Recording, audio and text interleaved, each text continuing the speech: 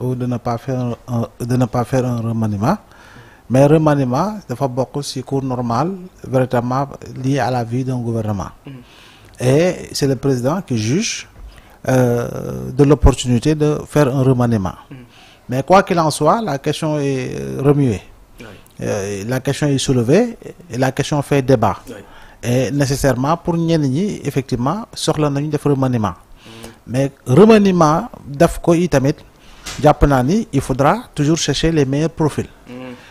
Les personnes yi nga xam ne pare nañu pour véritablement accélérer le processus lié à la transformation économique du Sénégal, mais également lié au rééquilibrage de la situation macroéconomique du Sénégal, lié également au rééquilibrage de la situation sociale, lié véritablement à l'impact financier par rapport ak jafe-jafe yi nga xam ne wax nañu ko ni Sénégal moom lay dund sur plan économique, partant véritablement de la dette fi mu toll, partant également du niveau de décaissement bi nga xam ne ba tey amaguñ ko boo war a jógee ci institution de Bretton Woods bu mel ni Fonds monétaire international.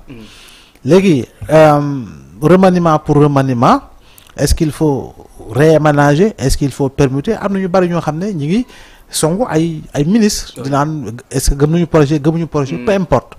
C'est le président et le premier ministre ñoom ñoo def le choix. Premier ministre consulté na, il a fait proposition au président, xëy na président am na ñoo xam moo leen tànn directement.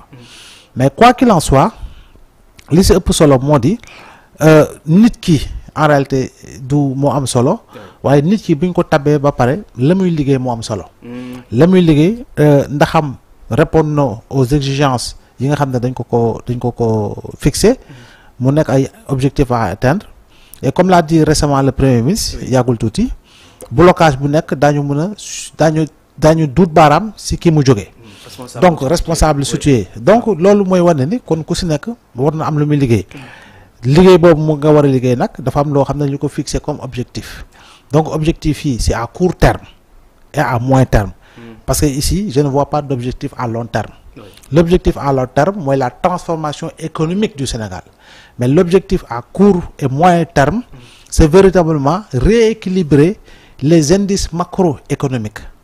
Moo di investir à un niveau bu am dayo bu am solo pour secteur agricole bi gën a mën a jëm kanam, secteur maanaam dama wax sax secteur primaire bi gën a jëm kanam, mais investir sur un secteur de transformation, autrement dit un secteur secondaire beaucoup plus performant, avec véritablement ay unités de transformation, parce que nous avons des ressources yoo xam ne on les exporte nuñ ko génne ci suuf gi, kon boog ressources yooyu war nañ ko mën a transformer fii Sénégal. Et pour cela il faut véritablement ñu jëm ci li nga xam ne moo di ay investissement yu am solo te loolu yëpp vision la. Léegi vision bi nag ñëkk a gëm ànd ceeg yow mën ko doxal ñooñu ngay jiital. waaye du question nit ki dafa nu ñu koy waxee te comment on dit dafa xataraayu ci yow xam nu ñu koy waxee nit ki dafa xataraayu ci yow ba mu ëpp nga foog ni kooku moo gën daa xër ci yow. Voilà, nit ki dafa xër ci yow rek fekk ne moom la déedéet. Nit ki du question que dafa xër waaye nit ki ci wàllu boppam mu gëm vision bi, mu gëm projet bi nga teg, mu xam ne moom lañ objectif bu gaaw a gaaw ci li nga xam ne moom lañ ko dénk. Donc pour man remaniement foofu rek la amee solo. Xam nga di nga gis nguur yu fi jaar yëpp ba ci nguur gi mënuñu échapper à un remaniement, parce que il n'y a pas de ministre qui est nommé pour la durée de tout un mandat. Loolu binduñu ko fenn. Amul wax ñu ministre bi dina survivre à tout remaniement du ci ñàkk. Parce que nguuru Ablaye Wade am na ñoo xam ne ils ont été ministres pendant 12 ans. Nguuru président Macky Sall am na ñoo xam ne ils ont été ministres pendant 12 ans. Nguur gi tam fii ba 2029 am na ñoo xam ne ils resteront ministres. Même bu ñu jógee ci département bi daañu dal ci beneen département. Mais encore une fois man si lu may insister te man sama ngëm-ngëmu bopp la mooy remaniement oui, quand c'est nécessaire c'est le président qui va en juger, mais remaniement pour man contexte bi gënoon propice c'est peut-être que dañu woon teel na trop, mais c'était au lendemain des élections législatives. Même boo def loon remaniement sax xëy na mënoon nga def un réaménagement. Te réaménagement boobu tamit dafay soxal pour man ay valeurs sûres des Sénégalais yoo xam ne ils sont dans la diaspora. On les utilise partout dans le monde. Ils sont dans des institutions internationales. On les utilise partout dans le monde. Mais genre yooyu boo ko amee ñuy doomu réew mi il faut penser à eux. Même bu fekkee ne mosuñoo wax ci politique mosuñoo juux baaraam ci politique. Oui. Mais la ngay soxla ci ñoom mooy xam-xam gi. am na expertise. expertise bi ngay soxla. oui te bu fekkee ne ñoom mën leen andil rendement bu am solo mais il faudra pas les mettre de côté. C'est pas parce que da nga ne kii moo gëm projet bi kii gëmul projet bi pour lan gëm na ko wala gëmu ko parce que l'autre ne fait pas la politique. bu fekkee l'autre ne fait pas la politique bien entendu. Oui. Voilà donc xam nga kooku mënoon ne gëmul projet. parce que il ne fait pas la politique. mais xëy na yow boo ko xëccee dina la mën a andil. lu am solo. ci liggéey bi. parce que min na ko xam na ko te am na tamit le carnet d'adresse fourni qu'il faut. Il a les contacts qu'il faut. Pour véritablement mën a jëmale mbiri kanam. daam lu ñuy évoqué benn terme bu ñuy wax depuis ces certains temps moom mooy parti état la ñu mën a comprendre ci parti état. nga xam nga bu ñu ne ñoom ci waa Pastef ñoo ko wax. oui ak ki leen jiite di Ousmane Sonko premier ministre. ci seen projet la ñoom ci seen projet la. parti état wala boog nga ne état parti. peu importe. mooy que ni maanaam lépp loo xam ne dañ ci war a sukkandiku mu war a doxal état ci parti bi la tàmbalee. Parce que parti bi mooy socle bi mooy vecteur bi mooy vivier bi yóbbu président bi ci nguur gi. te parti bi moo xaatim ci xalaat ak xam-xam ña ko sekk. li nga xam mooy orientation bi nga xam ne mooy orientation bi ñu war a doxalee.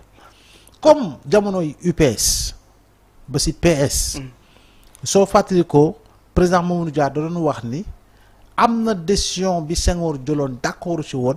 Parce qu'on n'en avait pas parlé ci li nga xam ne mooy ci bureau politique parti politique donc lépp lu ñuy waxtaanee mu soxal état dañuy jàpp ni ñoom ci décision majeure yi dañ ko war a waxtaanee dans le cadre du parti parce que ay kàngam ñoo ko sekk ay boroomi xam-xam ñoo ko sekk te boroom xam-xam yooyu ce sont les ministres ce sont les directeurs généraux ce sont les présidents de conseil d'administration ce sont les députés etc comme ñoom ñoo sekk parti bi c'est comme en Chine avec le parti communiste lépp luy soxal état chinois lépp luy soxal choix yi c'est d'abord au sein du parti communiste lañ koy waxtaanee ba pare dooga dem ci li nga xam mooy palier bi te palier bi mooy état parce que l'état central c'est géré par des hommes et des femmes mais la majorité des hommes et des femmes sinon la quasi-totalité des hommes et des femmes proviennent du parti bi nga xam ne moo géré li nga xam moo du nguur gi donc foofu la ñuy waxee parti état.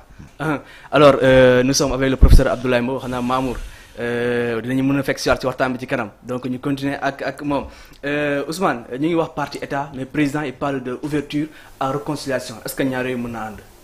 non xam nga ñaar yëpp mënul ànd parce que parti état xëy na ñu bëri am na jàngat buñ ci am.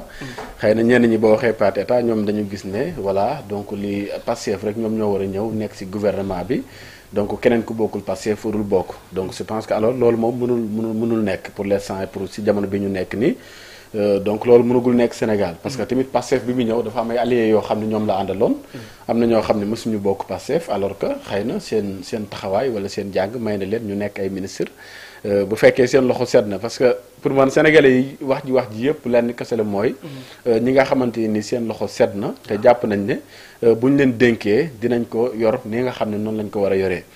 parce que xëy na li ñu bañ mooy par rapport ak pratique yi nga xamante ni nii donc daan nañ ko faral di gis ci gouvernement yi nga xam ne ñoom ñoo passé mooy ñu dénk la soit liñ la dénk mënoo ko doxal comme ni ñu ko war a doxalee wala aussi ñu gis ne dafa am ay manquements yu bëri yoo xamante ni nii am na ci donc boobaa nag xëy na loolu mooy tax sax baatu remaniement bi li tax mu ñëwaat bokk na ci li ko waral mais xam nga bu ñu nee remaniement aussi du question ko dañuy changer gouvernement bi yëpp. du question ko dañuy changer ministre yëpp comme li professeur wax dafa am solo am na ay ministres yoo xamante ni nii. jàppal ne fii ba 2029 dañuy rester di nekk ay ministres. mën nañu nag nekkoon ci département bi jóge fa dem ci transport jóge fa ñu changer leen comme ni mu am bu yàggul ci diggante Yankhoba Diémé ak ak El Malick Ndiaye. bi nga xam nekk na président bu assemblée nationale. je pense que tout le temps donc noonu lay demee.